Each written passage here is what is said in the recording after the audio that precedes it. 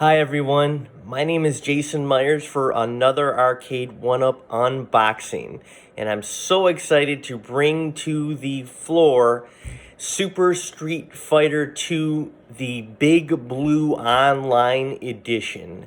And when it was first released, probably about 6 or 7 months ago, there was a lot of buzz. There was also a lot of mixed emotions, mixed feelings, because they had just released I guess you could say, legacy Street Fighter 2 that was not online. It came with a, very different cab and a slightly different selection of games. And a lot of people were like, what's the appeal of something very similar? It just comes with a big blue cabinet. Myself, I don't think I would have purchased it if I would have had that edition, but I didn't. And when Arcade1Up first released the original Street Fighter 2 cabinet, that was one of the first Phase 2, I guess you could say, cabinets. I never bought that either. I actually bought the Mortal Kombat cabinet, and so I always said, if they come and then they, of course, if my memory serves me correctly, they right after the next release of Street Fighter 2 after the first one, I believe, was the coffee table edition with like 12 games. That was very expensive. So I said, if they come out with yet another legacy edition without like 12 games or something like that, I might look into purchasing it. So it came out, and I was in a situation where I had a bunch of free time. So I said, you know what, I'm going to go ahead and purchase it and throw it together and cross my fingers, and hopefully I will enjoy it. So just looking at the box, you can see it comes with a lot of goodies, as they say. And, who doesn't like Street Fighter 2? It is the, I guess, perennial referenced fighting game that everyone compares everything else to. Obviously, it came out right before the digitization craze with Mortal Kombat, but everyone seems to go back to Street Fighter 2 simply. I can't say this about the latest iteration of Mortal Kombat's on Xbox X and PS5, PS4. You get 50 characters, you get a ton of background. I'm just saying, if you compared the original Mortal Kombat 1 and 2, and maybe even 3, to Street Fighter, the Super Street Fighter 2 series, sometimes, even though with Mortal Kombat, you get the very varied backgrounds, it seems kind of stale. It can get stale quickly. Whereas even with Street Fighter, you get less characters, less backgrounds and whatever. But it just seems like it has a lighter flavor. I feel like I'm talking about culinary skills, but it's lighter, it's more cartoonish, if you will, not as serious. And and more of a variety of moves. It just somehow feels more entertaining, if you will, more innocent. Maybe it harkens back to a more innocent time or something. My first real experience at trying to get good at Street Fighter 2 was its SNES, Super NES release, and that was surprisingly close to the arcade. But the sprites were smaller and, didn't quite play as well, but otherwise very, very good. So enough from me. Let's get to taking a look at the box, and then I can remove everything from the box, put it together, and show you the authentic Street Fighter 2 cabinet in my own home, and hopefully everyone will enjoy it. All right, let's take a look at the packaging. The packaging itself will reveal a lot about the product. We have the Street Fighter 2 logo right here, as well as Ryu and Ken, and standing there, showing that those are some of the main characters right there. We have the Capcom and Arcade1Up, so this is obviously going to be a Capcom collection right here. And we have, let me just roll this over right here. We have the front view of the unit itself. Now, if I move this over so I don't have to move the camera, move this over. we can see all the goodies that come with it. It has a light up marquee, light up deck protector. That's interesting. I've never actually put together one with a deck protector before. It has a custom riser, so that's great. I've actually put together the Pac-Man or the Miss Pac-Man a cabinet, and if I want a riser, I have to get the generic one. Anyways, and then look at this, a custom stool. So we're going to take a look at it to make sure everything's in the package, number one. And not only that, we're going to take a look at the build quality. I was never a fan of actually using the stools to sit on, because I can't imagine for the price you pay and getting all of this paraphernalia that you're going to get a good quality piece of furniture. Walk into Art Van or even IKEA and you can tell how much good quality furniture actually costs. Let's see. We have it's live online multiplayer, no subscription needed. So that is a good aspect too. All right, here is the side of the box. We start off with the Arcade1Up at home arcade, Street Fighter 2 Live online multiplayer, and then here are the games that come with it. Street Fighter 2 Championship Edition, Street Fighter 2, what is that? Hyper Fighting. We have Street Fighter 2 Turbo. We have, now here's a favorite right here. I can't wait to play the arcade version of this with the actual controls. And I'm talking about this one, Saturday Night Slam Masters. That is actually going to be very good. The other lineup here, we have Night Warriors, we have Vampire Sailor, and we have Darkstalkers right here. So not only is this a marquee main title, I should say, but the side games that come with this are actually amazing. Are amazing too. So we have Knights of the Round, and we have Eco Fighters. All right, and I missed one right here, Super Fighter 2 Turbo. So, all right, I am just excited for this cabinet.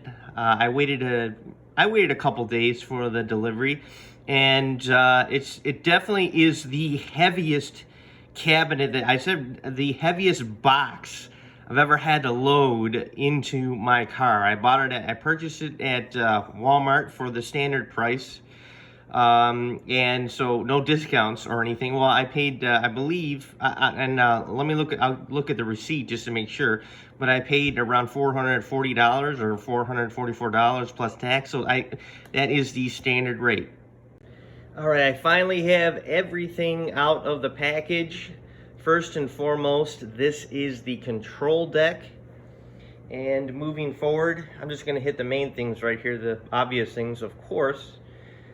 This is the panel, the light up part of the light up panel. I've never actually had a Arcade1Up machine with a light up panel, so this will be a new experience.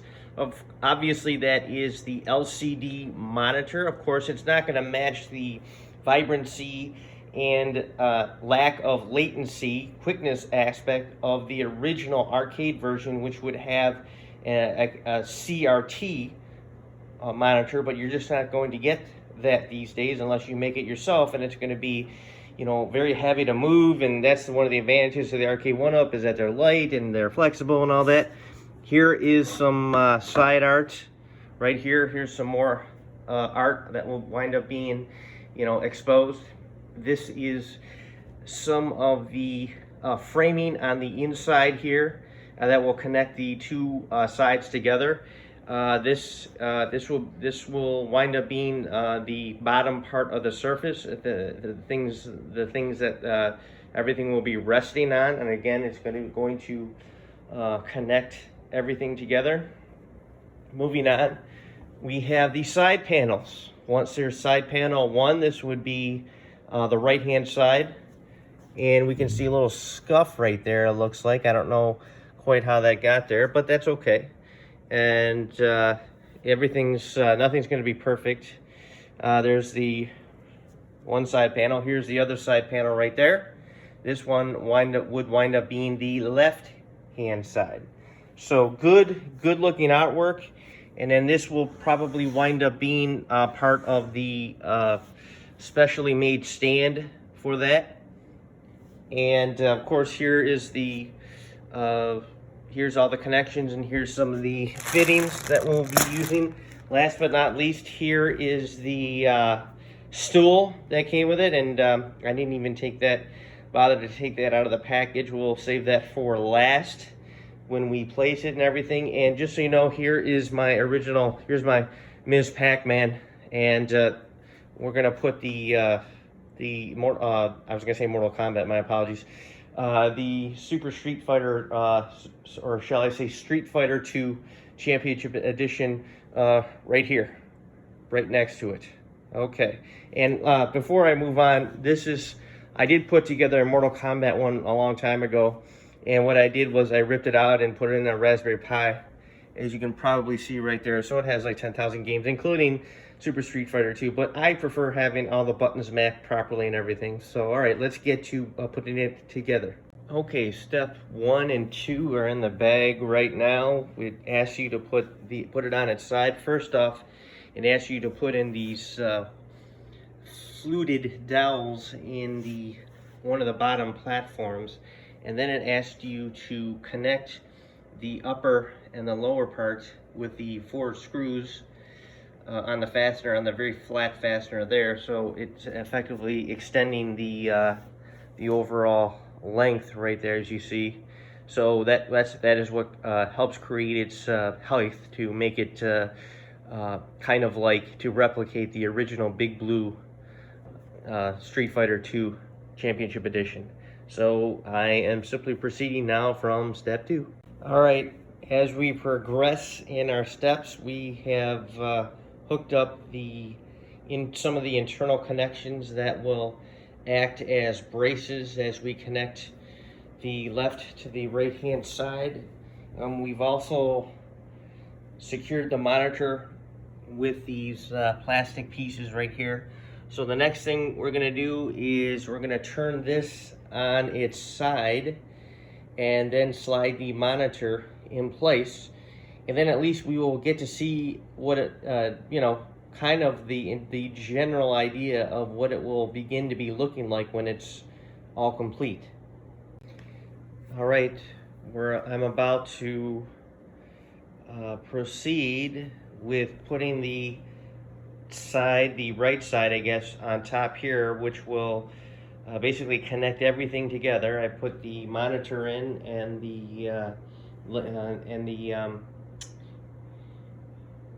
the marquee on, and here are the speakers. So now that this side is connected, and so now I'm going to actually lift it up and put it on top of this. Hopefully everything lines up, and that will basically complete the build to an extent. The outer exoskeleton, I guess you could say, it would complete that, and then it would be a matter of then working on the inside, putting in the controller board, and then basically call it a day. Okay, now I have the other side hitched on the top there. It's placed on the top. I just have to finish aligning all of the dowels together so that it will be completely secure. But as you can see, I have everything inside of there, and unfortunately sometimes the dowels and everything don't line up perfectly, so that's what I'm doing now. Okay, almost done.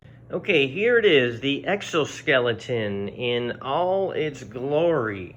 Here we go. So that was the side, here's the front. There's the potentially backlit marquee. There's the screen, of which I'll have to tear the plastic off of, and this big stop sign. The front obviously is here. It's going to be covered with decals and more boards. And here is the other side here.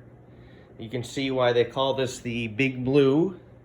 Here's the Arcade1Up insignia right here is the back that will eventually be covered.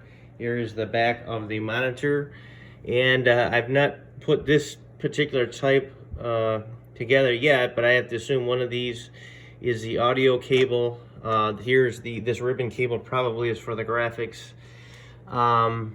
So we'll have to see how this goes. Anyways, and then here we return again to that original first side that I showed you. So this will look similar to what it will wind up, or this currently looks similar to what it will wind up looking like. The only difference is the marquee will be lit up, the plastic will be removed from here, the control board will be right here with all the controls. This will be covered, and it's going to be about 2 to 3 feet taller, simply because the riser will be placed on the bottom there. So it will wind up being, I believe, with the fact that this marquee is the very tallest that Arcade1Up has, with the riser, it will be the single tallest Arcade1Up machine to date. I don't know if that, of course, that will change. That may change in the future, but this is the tallest one. You can see my little pug's toys right there, and there are many beds. She got 2 beds right there. She's got a bed right there. She has about as many beds as I do Arcade1Up machines. And actually, there she is right there. There she is. There's Pookie right there, scouring about for more treats, probably. Wondering where they are. She's being a hunter. She's hunting for those treats. And all right, I'll be right back. All right, here it is together, finally on the riser. It took me a little bit to build the riser, actually a surprisingly long amount of time, I should say, but wow, I don't have it in place quite yet. I still actually have to build the stool. There's my little pet Pookie right there, my little pug on her bed sleeping away after a long day of watching me build this thing. But anyways, here's the stool, and again, here is the almost finished machine, and here it is compared to the Ms. Pac-Man. You can see there's a little bit of a difference. So anyways, let me go ahead. I have 4 more screws to put in, 2 on the upper panel on the bottom right there, right here. Actually, I need to put those in it. I guess they help brace against the edge of the riser to make sure it doesn't get jostled. Okay. All right, here we are with nearly the finished product. I haven't put together the stool yet, and I haven't placed it in my room quite yet, but here it is, operational with the lighted marquee, and everything seems to be working okay. And let me follow the screen controls right here. Let me go to game selection. We have Street Fighter 2 Hyper Fighting, Street Fighter 2 Turbo, one of my personal favorite, Puzzle Fighter 2 Turbo. Here we have Darkstalkers, Night Stalkers, Vampire Savior. Oh, one of my favorite, Saturday Night Slam Masters, Knights of the Round, Eco Fighters, Capcom Sports Club, Muscle Bomber Duel, and that's it. So those are your selection of games. Now here's what it looks like, again with the lighted marquee, and here's the detail, the art detail, and here is the control board right here, very authentic. And again, we have the front lower panel here, and we have the riser here. So yeah, very authentic, looking a lot like the original Big Blue in the arcades. So that's it. Now I'm just gonna put the bench together. All right, here's the finished product with the bench intact, and you can see as it's compared to the game, you can see that the bench, because the game is so tall right here, the bench itself has to be taller than the standard bench for a shorter game. Let's say for the Pac-Man with a riser. Anyways, you can see that the foot ring right here is a little bit too low. It's not connected to the legs, so that needs to be rectified by Arcade1Up. Overall, it was a good build. It's very secure. And so you can take a look at the buttons, you can take a look at the joysticks right there, and you can see how the angle of this is pretty flush, so it allows the screen, I think, to be seen a little bit better as opposed to the other Legacy edition of Street Fighter 2. But you can see how massive this unit is as compared to the Miss Pac-Man. Now, the Miss Pac-Man that I purchased did not come with a riser at all. I'm not sure I'm going to get one, but it is just almost comical when you see the difference. And that's fine. Your arcade machines do not have, they shouldn't be uniform, actually. There should be some diversity there, just like a real arcade, I guess. Anyways, all right, well, that's it. It was a successful build, and hopefully I'll have some fun playing with this machine. All right, so long until the next build.